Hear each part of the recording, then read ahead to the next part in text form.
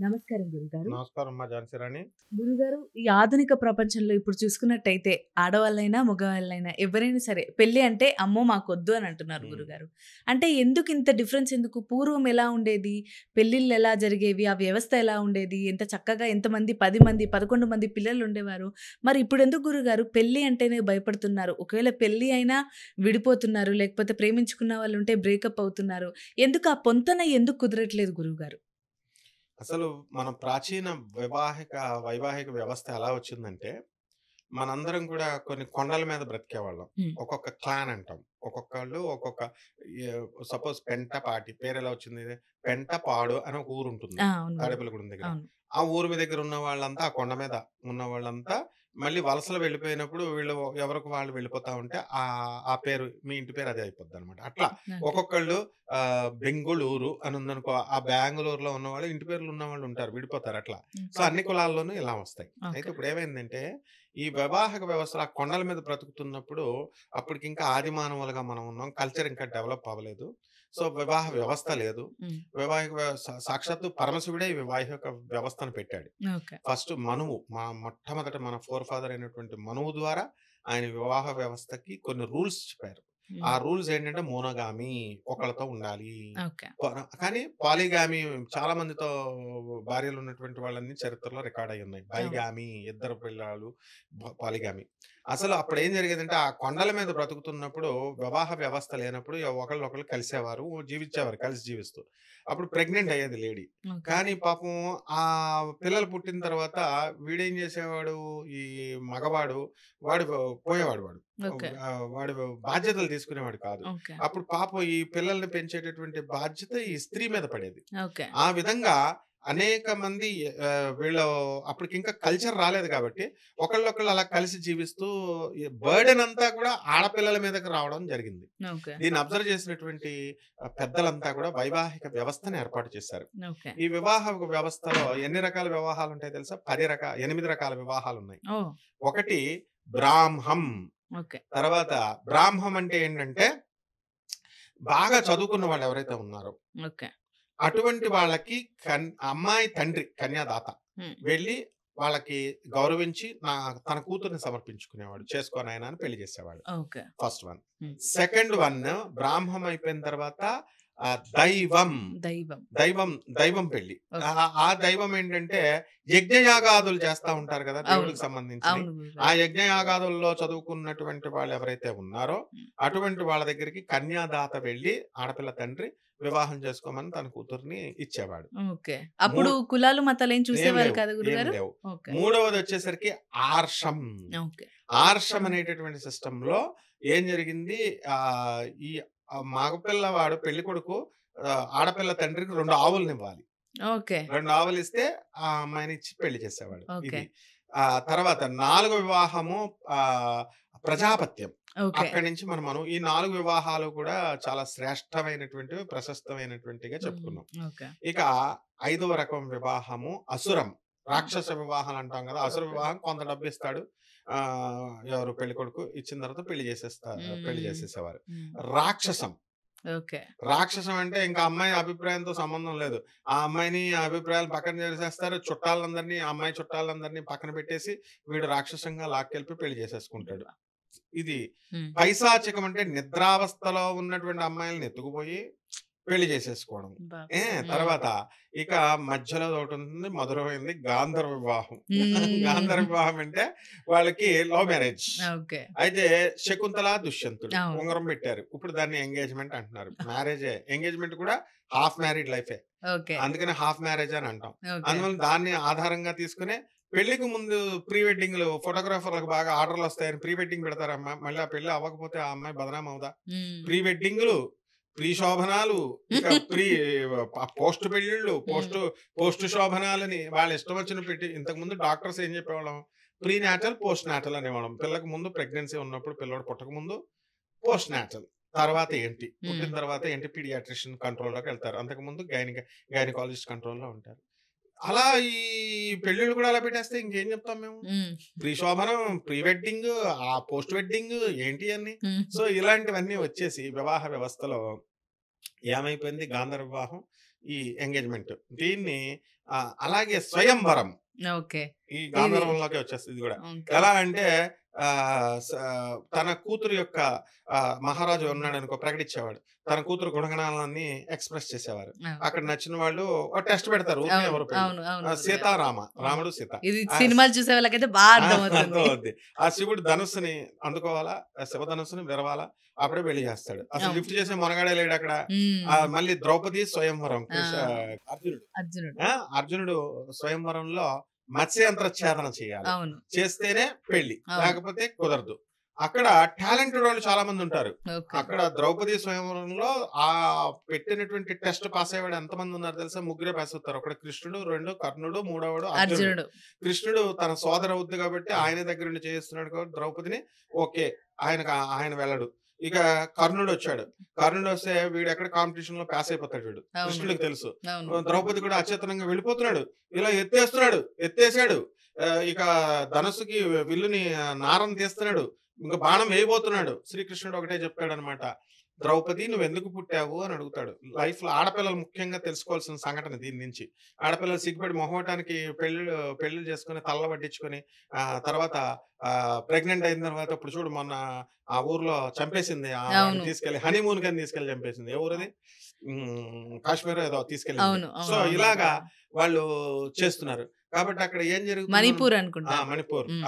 Guwahati. Yes. అటేపే. హ్మ్. హ్మ్. Assam side. సరే ఇక్కడ ఏం జరిగింది? వీళ్ళు ఆడపిల్లని ద్రౌపది నువ్వెందుకు పుట్టావంటే, అమ్మో! నేను అర్జునుడిని చేసుకోవడానికి పుట్టాను. రైట్. మరి జీవితంలో లైఫ్‌లో ఒకసారే. మరి అటువంటప్పుడు నువ్వు నీ తపస్సంతా వేస్టే కదా! అయిపోయినట్టే కదా! అవును. ఇప్పుడు అవును. కర్ణుడు కొట్టేస్తున్నాడని ఇండైరెక్ట్‌గా చెప్పాడు. అవును. అప్పుడు నీకు నువ్వే ఆపుకోవాలా. మీ డ్యాడీ స్వయంవరం పెట్టాడు.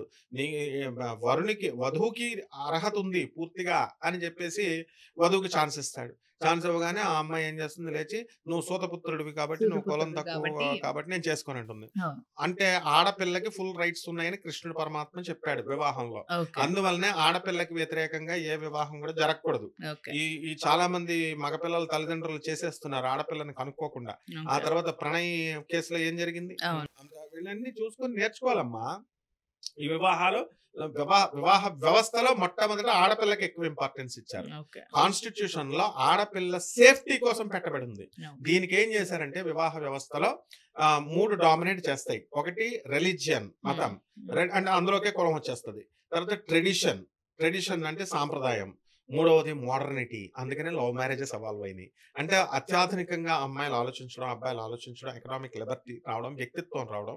21 సంవత్సరాల మగపిల్లోడికి, 18 సంవత్సరాల ఆడపిల్లకి ఈ తేడా రావడం వల్ల మెచ్యూరిటీ వచ్చి వీళ్ళు లవ్ మ్యారేజెస్ వైపు డెసిషన్స్ తామే తీసుకుంటున్నారు. ఓకే. ఎక్కడైతే ఎథ్నిక్ గ్రూప్స్, ఈ క్యాస్ట్‌లు ఇలాంటి ప్రాబ్లమ్స్ అన్నీ వస్తాయని చెప్పేసి పాట్రియార్చియల్ ఓకే. అంటే ఫాదర్ ఇన్వాల్వ్ అయ్యేవారు. ఓకే. అటు పేరెంట్స్, ఇటు పేరెంట్స్. వాళ్ళు డిసైడ్ చేసి అరేంజ్డ్ మ్యారేజెస్ సెట్ చేశారు. ఓకే. చేస్తే అక్కడ ఏమైంది? ఈ యొక్క లవ్ మ్యారేజెస్ రాగానే గాంధర్వ వివాహాలు వీటిల్ని మనువు మన ఫస్ట్ ఫాదర్ అయినటువంటి మనువు ఫోర్ ఫాదర్ ఆయన ఇతరులు కూడా వ్యతిరేకించారు ఈ లవ్ మ్యారేజెస్ కుదరదు అని. ఓకే. దాన్నే మనువాద్ అంటాం అన్నమాట. ఓకే. కాబట్టి ఈ రకంగా జరుగుతున్నాయి. ఇంత చక్కగా పవిత్రంగా జరిగినప్పటికీ కూడా వివాహాలు మ్యూచువల్ అండర్‌స్టాండింగ్ ఉండాలా? పరస్పర ఒకళ్ళనొకళ్ళు అర్థం చేసుకోవడం. మ్యూచువల్ కాన్ఫిడెన్స్ ఉండాలా? ఇతరులను ఒకళ్ళనొకళ్ళు పరస్పరం నమ్మకం. మ్యూచువల్ రెస్పెక్ట్ ఉండాలా? భార్య కదా! చెప్పిందిను ఎళ్లి కాఫీ పట్టరా అట్లా అంటే కుదరదు. ఒకళ్ళనొకళ్ళు గౌరవించుకోవాలి. ఈ 3 లోపాల వల్ల మెయిన్ ఈ మూడే అన్నమాట. ఈ మూడే త్రిమూర్తులు. అంతేగాని బ్రహ్మ, విష్ణు, మహేశ్వరుడు పురాణ కథలు చదివినట్టు చదివితే కాదు. మ్యూచువల్ రెస్పెక్ట్ నీ పెళ్ళానికి మ్యూచువల్ రెస్పెక్ట్ ఇవన్నీ కూడా ఇవ్వాలి. ఈ 3 ఉన్నప్పుడు మాత్రమే ఆడపిల్ల ఉండగలుగుతుంది. మగవాడైనా. సో, ఆడపిల్ల సేఫ్టీ కోసం చెప్పబడింది కాబట్టి ఆడదానికే ప్రాధాన్యత ఇచ్చారు. ఆడపిల్ల మాట విన్నటువంటి వాళ్ళంతా కూడా హ్యాండ్‌పెక్డ్ అవ్వాలి హస్బెండ్ దట్స్ ఆల్. హ్మ్. హ్యాండ్‌పెక్డ్ అయి తీరిన కుటుంబాలే బతికినాయి. హ్మ్. ఇప్పటి వరకు మంచిగున్నాయి. ఆడపిల్ల మాట వినకుండా ఎవడిష్టం వచ్చినట్టు వాళ్ళు చేసినోళ్ళు పోయినాయి అన్నమాట సంసారాలు. కాబట్టి ఈ వ్యవస్థలో లోపాలొచ్చేసినాయి. ఈ వ్యవస్థలో మ్యారేజ్ వ్యవస్థలో కొన్ని లోపాలున్నాయి. ఏంటి ఆ లోపాలు అంటే సతీ సహగమనం. ఓకే. చిన్నప్పుడు భర్త చనిపోయినప్పుడు తీసి చంపేసేవారు. అవును. 1855లో మ్యారేజ్ యాక్ట్ వచ్చింది. హ్మ్. బ్రిటిషర్స్ దగ్గర నుంచి. మన ఇండియాకి ఇండిపెండెన్స్ వచ్చిన తర్వాత ఒక్కసారి మాత్రమే ఈ వరకట్న నిషేధం అనేటటువంటిది 1961లో వచ్చింది. ఓకే. ఈ సతీ సహగమనం ఒకటి. వితంతు పునర్వివాహాలు చేసుకోకుండా అడ్డుకునేవాళ్ళు. ఈ అవును రెండోది. అవును మూడోది బాల్య వివాహాలు. ఇవన్నీ రాజా రామ్మోహన్ రాయ్, బెంటిక్ లాంటి మహాత్ములు వచ్చి, ఫారినర్ అయినా సరే, బ్రిటిషర్ అయినా సరే, బెంటిక్ మన కోసం పోరాడాడు, ఆడవాళ్ళ కోసం. రాజా రామ్మోహన్ రాయ్ వచ్చి పోరాడాడు ఆడవాళ్ళ ఉన్నతి కోసం. వచ్చి ఏం చేశాడు, వీళ్ళని ఈ వివాహ లోపాలన్నీ తొలగించేసి మరి ఈ రోజున వివాహ వరకట్న నిషేధం ఉంది. ఐఏఎస్ ఆఫీసర్లు ఉన్నారు, పోలీస్ ఆఫీసర్లు ఉన్నారు, జడ్జిలు ఉన్నారు, ఐపీఎస్ ఆఫీసర్లు ఉన్నారు, బిజినెస్ మ్యాన్స్ ఉన్నారు. వీళ్ళంతా మరి వరకట్నాలు ఎందుకు తీసుకుంటున్నారు? తీసుకోకూడదు. వరకట్నం ఎవడో నేరం అని వాళ్ళే చెప్తున్నారు, తీసుకోవడం నేరం అని చెప్తున్నారు. లాని ఇంప్లిమెంట్ చేసిన వాళ్ళు వీళ్ళే ఫస్ట్ ఇచ్చేయాలి. కొంతమంది మంచి ఆఫీసర్స్ తీసుకోరలే. ఎవరైతే ఉన్నారో వీళ్ళు ఫస్ట్ పాటిస్తే సమాజం పాటిస్తుంది. వీళ్ళే పాటించకపోతే సమాజాన్ని ఎలా రిఫార్మ్ చేస్తారు? ఇవ్వకపోయినా గిఫ్ట్ డీడ్ అని చెప్పి అలాగైనా అది తీసుకుంటారు. గ్రీడీ ఫెలోస్ అన్నమాట. ఇలా తీసుకున్న వాళ్ళు hopeless fellows and greedy fellows. పరాయి డబ్బును ఆశించేటటువంటి వాళ్ళు ఎప్పుడైనా గ్రీడీ ఫెలోస్, పనికిమాలిన వాళ్ళు అంటారు వీళ్ళని. సో ఈ వ్యవస్థలన్నీ రావడంతో ఏమైపోయిందంటే ఆ యూత్ మనసు విరిగిపోయింది. ఎఫినిటీ ఉండాలి. ఒక ఆడపిల్లకి ఒక మగాడికి చూడగానే లా ఆఫ్ క్రియేషన్ లోనే ఉంది. స్త్రీత్వం అంటే మృదుత్వం. నీకు అనుభవం నాకుంది, నేను చెప్తున్నాను చూడండి. ఇప్పుడు మేకప్ చేసినప్పుడు మామూలుగా మగాళ్ళు మనకు మేకప్ చేసినప్పుడు చూస్తాను, అబ్జర్వ్ చేస్తాను. ఆడపిల్లలు మేకప్ చేసినప్పుడు మృదువుగా అక్కడక్కడ టచ్ చేస్తే ఇలాగ వేస్తున్నారు. ఓహో, స్త్రీ అంటే ఎంత కోమలత్వము! అంటే ప్రతి పనిలో కూడా మృదుత్వము, కోమలత్వము ఆడపిల్లకి దేవుడిచ్చిన వరం. కాబట్టి అందువల్లనే సున్నితమైన ఆ బన్నీ సినిమాలో అరే వీడు మరీ వైలెంట్ గా ఉన్నాడు, పువ్వులను అమ్మాయిలను చూపించండి అంటారు. అందుకే అనమాట. సో మగవాడు అంటే బలంగా ఉంటాడు, ఆడపిల్ల అంటే పాపం అబలలాగా సున్నితంగా ఉంటుంది. కాబట్టి ఆడపిల్ల సేఫ్టీ కోసం పెట్టారు. ఓకే, ఎంత బాగుంది. మరి వీడు వచ్చేసి ఆ అమ్మాయి మీద రుబాబు చేస్తుంటే మరి 498A కేసు వచ్చింది. తర్వాత గృహహింస పెట్టుబడేస్తుంది అంతే. తర్వాత రెండో పెళ్లి, పైగా మొట్టమొదటి వివాహిక వ్యవస్థలో నార్మ్ ఏంటి? మొనోగామి. రెండో చేస్తుంటే 495 వచ్చేసింది, రెండో పెళ్లి ప్రయత్నిస్తున్నారని. 494 వచ్చింది, రెండో పెళ్లి చేసేసుకున్నాడని. ఈ రకంగా అమెండ్మెంట్స్ వచ్చేసినాయి. ఇవన్నీ చూసి ఎంత బాగా చేసినా లవ్ లో బ్రేకప్లు, తర్వాత ఈ మ్యారేజ్ లో బ్రేకప్లు ఎందుకు వచ్చిన గొడవరా అని యూత్ కి ఇంట్రెస్ట్ పోయి ఆస్తుల మీద ఎక్కువ కాన్సన్ట్రేషన్. నాకు 20 కోట్లు ఉంది, అబ్బాయికి 40 కోట్లు ఉందా అని వీళ్ళ బేరాలు. అబ్బాయి సాఫ్ట్వేర్ ఇంజనీర్ అండి, మిగతా వృత్తులు చేసుకున్న వాళ్ళు మరి ఏమైపోవాలి? సాఫ్ట్వేర్ ఏమన్నా పీకుడు జాబా? 70,000 మందిని పీకేశారు సాఫ్ట్వేర్ వాళ్ళు. సో ఇక్కడ వృత్తి కాదు ప్రధానము, చిన్న డిగ్నిటీ ఆఫ్ లాబ్, చిన్న వృత్తి అయినా సరే వీళ్ళు ఎంత బాగా చేసుకుంటున్నామని మ్యూచువల్ అండర్స్టాండింగ్ ఉండాలి. ఎన్ఆర్ఐస్కే పిల్లల్ని ఇస్తాం, యూజ్లెస్ ఫెలోస్ అందరూ తయారయ్యారు. పేరెంట్స్ అంతా కూడా ఎన్ఆర్ఐలు ఒకళ్ళే మనుషులా? అంటే వాళ్ళు ఎన్ఆర్ఐల్ని చేసుకుంటాం, సాఫ్ట్వేర్ ఇంజనీర్లు చేసుకుంటాం, డాక్టర్లు స్టూపిడ్ ఫెలోస్. మనుషులు నీకు కావాల్సిందేంటి? మానవత్వం ఉండాలి. వీళ్ళు చెప్పమ్మా, ఏదో చెప్తున్నావు. గుణం ముఖ్యం. Character. If health is last, if wealth is last, nothing is last. డబ్బు పోతే ఏమీ లేదు. If health is last, something is last. ఆరోగ్యం పోతే కొంత పోయినట్టు. If character is last, everything is last. అంతా పోయినట్టే. వీళ్ళు సిగ్గు లేదు, ఎన్ఆర్ఐలు అందరినీ పంపిస్తున్నారు. ఇక్కడ హార్ట్ అటాక్ వచ్చి చచ్చిపోతే పక్కింటోడు పాపం వాచ్మెన్ తీసుకెళ్లి జాయిన్ చేస్తాడు. ఒక సాఫ్ట్వేర్ ఇంజనీర్ అమెరికాలో ఉంటాడు, వాడి తండ్రికి హార్ట్ అటాక్ వస్తే వాచ్మెన్, పక్కింటి వాచ్మెనో, ఎదురింటి వాచ్మెనో, పక్కింటి ఆంటీలో చదువు లేనటువంటి వాళ్ళు తీసుకెళ్లి వాళ్ళు జాయిన్ చేస్తున్నాడు. వీడు డబ్బు ఇస్తే సరిపోద్దా? అక్కడ ఉండి క్లీన్ దొరకలేదు. నేను ఒక ప్రబుద్ధుడిని చూశాను, 6 నెలలు తండ్రి చచ్చిపోయిన 6 నెలలకు తల్లిని పలకరించలేదు ఆ రాస్కెల్. వాడు ఏమన్నంటే ఫ్లైట్ ఛార్జీలు ఎక్కువైపోతే పిసనారి వెదవాలన్నమాట. అలా తయారైన వాళ్ళు కూడా ఉన్నారు. అలాగే పిండాలు పెట్టేటప్పుడు ఆల్రెడీ చనిపోయిన బాడీ ఇది, ఇంకెందుకు దీని మీద ఖర్చు అని ఒక 10,000 రూపాయలు ఖర్చు చేసేస్తే సరిపోతుందని. నాకు ఐ డోంట్ హ్యావ్ టైం. వీడికి ఒక టైము, వీడిది ఒక బతుకు. లఘు ఏమన్నా ఉందా? మా గురువు గారు చాగంటి కోటేశ్వరరావు గారు చెప్తారు, లఘు ఏమన్నా ఉందా అని అడుగుతున్నారు. అక్కడ రెడీగా ప్యాకేజీలతో పంతులు గారు రెడీగా ఉంటారనమాట. వాడు ఒక పంతులు, వాడేమంటాడు, ఓకే 11 days కి 1 బిల్ కట్టేయండి, కట్టేస్తే నేను ఒకే రోజులో చేసేస్తానంటే వీడికి ఇదనమాట. సో ఇవన్నీ చూసి యూత్ మనసు విరిగిపోయిందమ్మా. యూత్ మనసు విరిగిపోయి ఈ రాస్కెల్స్, చీటింగ్లు ఇవన్నీ కొంతమంది, అంటే ఒక రకంగా కొంతమంది ఎక్స్పీరియన్సెస్ వల్ల వీళ్ళు భయపడుతున్నారు. అవును, డబ్బులు వాళ్ళ ఫ్రెండ్స్ చెప్తా ఉంటారు. అందుకనే look only at the brighter side of the fact అంటాం. Brighter side of the person చూడాలి. ఎప్పుడు మాట్లాడటం ఫోన్లు ఉన్నాయి కదా అని సులకబుర్లు కొట్టుకుంటూ ఇలాంటి నెగిటివ్లు, హాఫ్ మెచ్యూర్డ్ గాడు, ఈడు ఒక హాఫ్ మెచ్యూర్డ్ గాడు, వీడికి చదువు సగం, ఆడికి చదువు సగం, వీళ్ళిద్దరిని డిస్కస్ చేసుకుంటే ఏమొస్తుంది చెప్పు? బ్రైటర్నెస్ చూడాలి, మంచి ఎక్స్పీరియన్సెస్ ఎగ్జాంపుల్ గా తీసుకోవాలి, పరస్పరం గౌరవించుకోవాలా. ఇంకోటి ఏంటంటే మెయిన్, ఇటు అమ్మాయి తల్లిదండ్రులను చూడరు, కొంతమంది మగవెధవలు. వాళ్ళ తల్లిను, వాళ్ళ తండ్రులు, వాళ్ళ అన్నదమ్ములతో ఫోన్లు, ప్రతి చిన్నదానికి డిస్కషన్‌లు. ఇటు అమ్మాయి తల్లిదండ్రులను గాని, అమ్మాయి అన్నలను గాని వాళ్ళని చూడరు. ఈ పార్షియాలిటీ వల్ల అమ్మాయిల మనసు విరిగిపోయింది. కొంతమంది ఆడపిల్లలు తయారయ్యారు. వీళ్ళని చూసి మేము కూడా ఇలా తయారవుతామని. అత్తగారు ఉండకూడదు, కానీ అత్తగారు కన్న కొడుకు ఉండాలి. మొగుడు కావాలా, కానీ అత్తగారు ఉండకూడదు.